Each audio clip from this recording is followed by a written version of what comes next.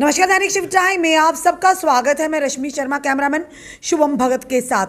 हम नहीं सुधरेंगे, ये इसलिए कहा जा रहा है कि लगातार ब्यूरोक्रेसी का जो एंडामेंट रवैया है, यानी अड़ियल रवैया है, तभी किसी भी मुद्दे पर काम नहीं हो रहा। इस समय हमारे साथ आम आदमी पार्टी के वरिष्ठ नेता अमित कपूर जी जुड़ चुके हैं, क्योंकि लगातार पेरेंट एसोसिएशन के माध्यम से इन्होंने पेरेंट्स की आवाज़ को उठाया और प्राइवेट स्कूलों की मनमानी पर लगातार कहीं ना कहीं कटाक्ष किया। पर सबसे बड़ी बात यह, लगातार इतने सालों से आवाज़ उठाते आ रहे हैं, कोई भी कोर्ट का आदेश नहीं माना जा रहा, कोई भी JKFFC का आदेश नहीं माना जा रहा। आखिर चल क्या रहा है? आज फिर से ये प्रेस वार्ता के माध्यम से इन्होंने कहीं ना कहीं फटकार लगाई है और यहाँ की जो ब्यूरोक्रेसी का अड़ियल रवैया उसे कहीं ना कहीं आड़े हाथों लिया है।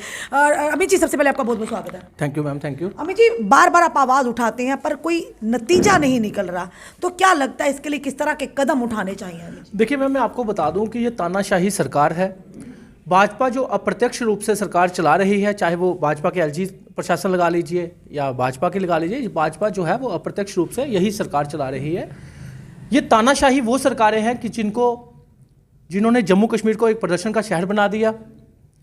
इनको कोई फर्क नहीं पड़ता कि किसी तरह की भी कोई आवाज़ उठाता हो। आप मुझे बताइए कि ये अपने ही निकाले हुए ऑर्डर जो है, अपने ही प्रशासन के ऑर्डर निकाले हुए इंप्लीमेंट नहीं करवा पा रहे। वो क्यों नहीं करवा पा रहे? क्योंकि पूंजीपतियों के स्कूलों में जब खुद LG साहब रिबन काटने पहुंचेंगे तो मैं LG साहब से पूछना चाहता हूं कि आप रिबन काटिए, हमें ऐतराज वो नहीं है। हमें ऐतराज इस चीज का है कि 370 टूटे हुए काफी टाइम हो चुका है। जब पूरे देश में 370 टूटने से पहले ही राइट टू एजुकेशन इंप्लीमेंट था, तो जम्मू कश्मीर में इंप्लीमेंट क्यों नहीं हुआ 370 टूटने के बाद? क्या आप नहीं चाहते कि जिन पूंजीपतियों के स्कूलों में आप रिबन काटने जाते हैं, आपके बाबू लोग जिनमें जाते हैं, कि वहां पे गरीबों के बच्चे भी आपको देख सके, गरीबों के बच्चे भी वहां पे 25% फ्री ऑफ कॉस्ट पढ़ सके? तो यहां से पता चलता है कि आप पूंजीपतियों के स्कूलों में जो रिबन काटने जाते हैं, शायद आप उनको खुद ही इस तरह का दिलासा देकर आते हैं, इस तरह के उनसे रिश्ते बनाकर आते हैं कि वहां पे आपको जरूरत नहीं किसी भी मेरे प्रशासन की, मेरे ऑफिसर के ऑर्डर को मानने की। शायद तभी आज विंटर वेकेशन जबकि 1 बज चुका है, आज भी बाहर धुंध देखिए कितनी है, लेकिन उसके बावजूद भी सुबह सुबह बच्चों को, जबकि विंटर वेकेशन पड़ी हुई है, फिर भी कई स्कूल लगे हुए हैं। छोटे छोटे बच्चों को जबरन स्कूलों में बुलाया जा रहा है। आखिर माँ बाप करें क्या? माँ बाप फंस चुके हैं बेचारे, करें क्या? गवर्नमेंट स्कूलों को सुधार ये कर नहीं पाए, शिक्षा का स्तर जो है वो नीचे गिरता जा रहा है। गवर्नमेंट स्कूलों के हालात देखें तो हम लोगों को शर्म आती है गवर्नमेंट स्कूलों में बच्चे भेजने में, और आएगी भी क्यों नहीं? क्योंकि गवर्नमेंट स्कूलों में अगर हम देखें तो एक भी जम्मू कश्मीर में गवर्नमेंट स्कूल ऐसा नहीं जिसका इंफ्रास्ट्रक्चर अच्छा हो। अगर मैं रूरल एरियाज के गवर्नमेंट स्कूलों की बात करूं तो कई स्कूलों में ऐसा है जहां बाथरूम तक नहीं है, बिजली की सुविधा नहीं, बिजली की सुविधा नहीं है, पानी की सुविधा नहीं है, और तो और कई जगह जब बारिश होती है तो पानी टपकता है बच्चों के ऊपर। बिल्कुल। और कई स्कूलों में टीचर ही नहीं है, कई स्कूलों में 10-10 टीचर हैं। तो यहां से पता चलता है कि कोई सिस्टम, किसी भी तरह का शिक्षा का स्तर जो है वो ऊपर उठाने की कोशिश नहीं की जा रही। ये चिंता का विषय है जम्मू कश्मीर में। अमित कपूर जी, आपने अभी बात की LG महोदय की, थे सारा जो कर रही है भाजपा ही अपने अधीन कर रही है सबको, पर वही दूसरी तो एक तरफ से LG महोदय बयान देते हैं और भाजपा के खुद के नेता कहते हैं कि LG की जो ब्यूरोक्रेसी में कुछ लोग तानाशाही कर रहे हैं। तो क्या लग रहा है अब ये चल क्या रहा है? एक तरफ से LG महोदय बयान देते हैं, भाजपा के नेता खिलाफ करते हैं, आप कहते हैं कि ये अब समझ नहीं आ रही चल क्या रहा है? जनता को बेवकूफ बनाया जा रहा है या अपनी राजनीति? देखिए, मैं आपको बता दूं कि अगर प्रशंसा की बात करूं तो भाजपा सिर्फ अपने आप की प्रशंसा खुद करती है। प्रशंसा वो होती है जो समाज में पब्लिक करे, लेकिन इन लोगों को खुद की प्रशंसा करने की आदत पड़ चुकी है। जब अपने ऊपर बात आती है दूसरों पे दोष देने की बात करते हैं। तो मैं आपको बताता हूं कौन सी ब्यूरोक्रेसी आपको नहीं मानती। LG साहब बैठे हुए हैं, उठा के दूसरी जगह फेंके, ट्रांसफर करें। बिल्कुल, क्यों नहीं कर सकते? ये तो क्यों नहीं एक्शन लेते? ये लोग एक्शन लेने के मूड में है ही नहीं, क्योंकि इन लोगों के अटैचियों के रिश्ते इन लोगों से हैं। ये वही लोग हैं, ये वही बाबू लोग हैं, ये वही भाजपा के लीडर लोग हैं, ये वही भाजपा के LG साहब हैं जो इन्हीं लोगों के घर बैठकर चाय पीते हैं, इन्हीं के लोगों के घर बैठकर अटैचियों के रिश्ते बरकरार हैं। ये बिल्कुल, अगर इनके रिश्ते बरकरार नहीं होते तो राइट टू एजुकेशन इंप्लीमेंट क्यों नहीं हुआ?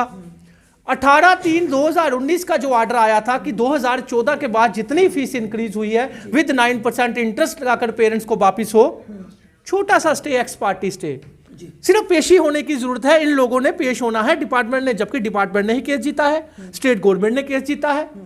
करोड़ों रुपए पेरेंट्स का वापिस हो सकता है।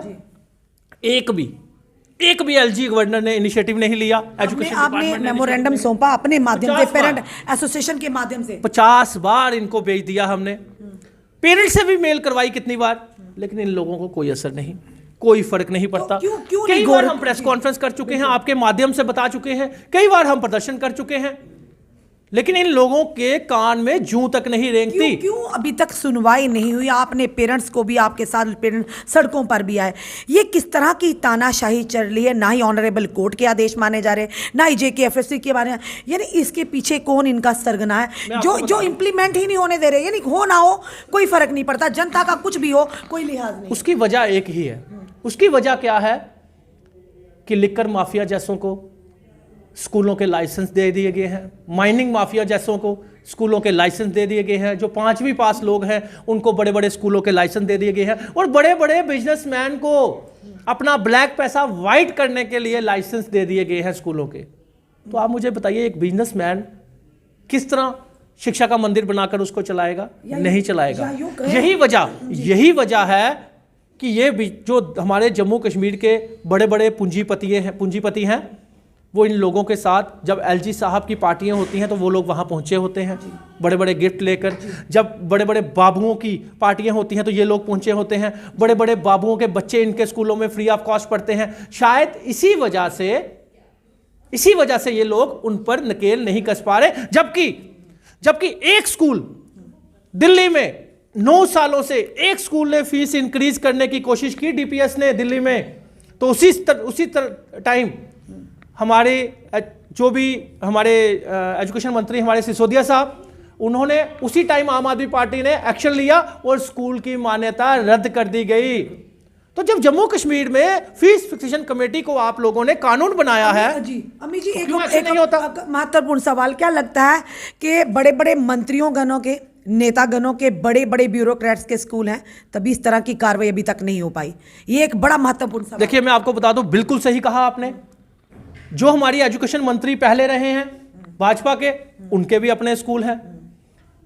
यहां पे ये हो रहा है कि जितने भी एजुकेशन मंत्री रहे या जितने भी ब्यूरोक्रेट्स या जितने भी बड़े बड़े लीडर्स रहे हमारे जम्मू कश्मीर के, इन लोगों ने कहीं ना कहीं अपने स्कूल कॉलेजेस खोल के बैठे हुए हैं, क्योंकि यहां पे मोटी कमाइयां हैं। इन बिजनेस तो इन लोगों ने ही बनाया है, नहीं तो इनके अपने बच्चे वहां पे फ्री ऑफ कॉस्ट पढ़ते हैं, नहीं तो इनकी अपनी वाइफ्स, फैमिली में कोई ना कोई इनकी वहां पे टीचर का काम करते हैं। तो आम आदमी पार्टी किस तरह से पूरे निजाम को बदल पाएगी आने वाले समय में, ताकि पेरेंट्स को राहत मिले? आम आदमी पार्टी ने दिल्ली में ये करके दिखाया। सरकार बनने के बाद उन्होंने सबसे पहले शिक्षा का स्तर जो है वो ऊंचा किया, गवर्नमेंट स्कूलों का सुधार किया, गवर्नमेंट स्कूलों में स्विमिंग पूल तक बनाए, गवर्नमेंट स्कूलों में स्मार्ट क्लासेस बनाई, और गवर्नमेंट स्कूलों का इंफ्रास्ट्रक्चर ऐसा बना दिया कि एक तरफ आप प्राइवेट स्कूल सामने रखिए तो वो फीका पड़ जाता है। गवर्नमेंट स्कूल जो है वहां पे आज IG, DIG, बड़े बड़े ऑफिसरों के बच्चे भी जो है वो लाइनों में खड़े हैं एडमिशन लेने के लिए। तो उसी तरह जम्मू कश्मीर में अगर आम आदमी पार्टी सरकार आती है, सबसे पहले एजुकेशन का जो स्तर है वो ऊंचा किया जाएगा, गवर्नमेंट स्कूलों का सुधार किया जाएगा, गवर्नमेंट स्कूलों का इंफ्रास्ट्रक्चर अच्छा किया जाएगा, और कोई एक प्राइवेट स्कूल भी अपनी फीस इंक्रीज नहीं कर पाएगा। और जितने भी प्राइवेट स्कूल हैं उनको ऑर्डर इंप्लीमेंट करने पड़ेंगे, नहीं तो उनकी मान्यता जो है वो रद्द कर दी जाएगी, जिस तरह दिल्ली में हमारे अरविंद केजरीवाल साहब ने की। जी धन्यवाद अमित जी हमारे साथ जुड़ने के लिए। थे हमारे साथ आम आदमी पार्टी के वरिष्ठ नेता अमित कपूर जी, साफ स्पष्ट शब्दों में कहा है, और साथ ही साथ ये कहेंगे किसी भी देश की प्रगति या किसी भी यूटी की प्रगति के लिए एजुकेशन का स्तर जो यानी शिक्षा का स्तर ऊंचा होना बहुत ही अनिवार्य है। तभी कहीं ना कहीं हम ये कहेंगे कि अब जनता को डिसाइड करना है, क्या राजनेताओं की चक्की में पिसना है या आप भी चाहते हैं बदलाव, ताकि आने वाली पीढ़ियां कहीं ना कहीं सक्षम हो, अपने पैरों पर खड़े हो और अच्छा और बुरा समझने की उनमें कहीं ना कहीं ताकत हो। अब देखना यह है कि ये जनता पर निर्भर है। लगातार आपको कई स्टोरीज भी बताते हैं, बैक टू विलेज 1, 2, 3, 4, पर शिक्षा के मुद्दे को लेकर कोई भी नेता आज के दौर में सिंसियर नहीं है। लगातार अमित कपूर ने पेरेंट एसोसिएशन के माध्यम से या आम आदमी पार्टी के माध्यम से आवाज़ उठाई है। अगर वाकई ऑनरेबल कोर्ट का आदेश है तो कौन नहीं मान रहा, क्यों नहीं माना जा रहा? अगर JKFSC का आदेश है तो जम्मू कश्मीर के स्कूलों पर क्यों वो आदेश नहीं माना जा रहा? आखिर किसकी तर्ज पर, किसकी शय पर ये लोग धड़ल्ले से अपना व्यापार तो कर रहे हैं, पर कहीं ना कहीं आम जनता को परेशानी में भी डाल रहे हैं। अब देखना यह है कि वाकई अगर जनता बदलाव चाहती है, अपनी आने वाली पीढ़ियों को अगर सही दिशा देने चाहती है, तो ये जनता पर निर्भर है। अपने कमेंट, अपने सुझाव हमें ज़रूर दीजिए। इस वीडियो को जितना हो सके शेयर कीजिए। जुड़े रहिए हमारे साथ अगले अपडेट के लिए। जय हिंद, जय भारत।